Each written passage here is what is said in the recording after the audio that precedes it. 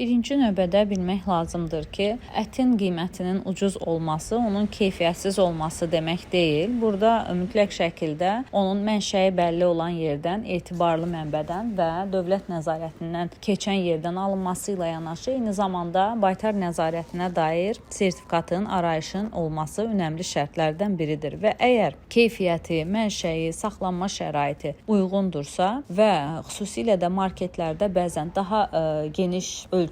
satış həyata keçirildiyinə görə bəzən həm ət istehsalçılarından birbaşa almaq, eləcə də topdan satış olması qiymətdə fərqlər yarada bilər və bu da təbii ki, qiymətdə qəssab, saxlanılma, daşınma xərcində isə ümumi məhsula çəkilən dəyər həmin məhsulda öz əksini tapır, ancaq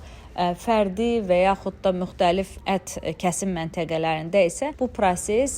bir sanın üzərinə düşdüyünə görə burada da qiymət müxtəlif səbəblərdən yuxarı ola bilər. Ancaq diqqət çəkilən əsas məqamlardan biri bu təzə, yerli, keyfiyyətli ətdən söhbət gedir. Əgər dondurulmuş, uzun müddətli saxlanılmış ətdirsə, bu təbii ki, təzə ətə görə nisbətən ucuz ola bilər. Çünki öncədən dondurulmuş və saxlama müddətinin sonuna yaxında bəzi məhsullarda aksiyaların tərtib olunması, müxtəlif cəlbedici reklamların, endirimlərin ola bilər. Mütləq bu şərtlərə də diqqət olunmalıdır. Nəzərə almaq lazımdır ki, müxtəlif hallarda təbii ki, əgər dondurulmuş ətdirsə, keyfiyyətli şəkildə saxlanılıbsa, üzərində mənşə ölkə əgər xaricdən gəlibsə, göstərilirsə, saxlama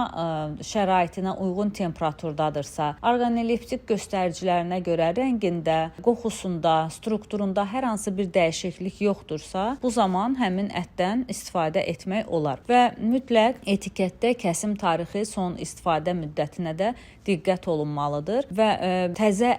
adı ilə dondurulmuş ətin satılması istehlakçı hüquqların pozulmasıdır ki, buna da diqqət olunmalıdır. Həddindən artıq ucuz qiymətə satılırsa və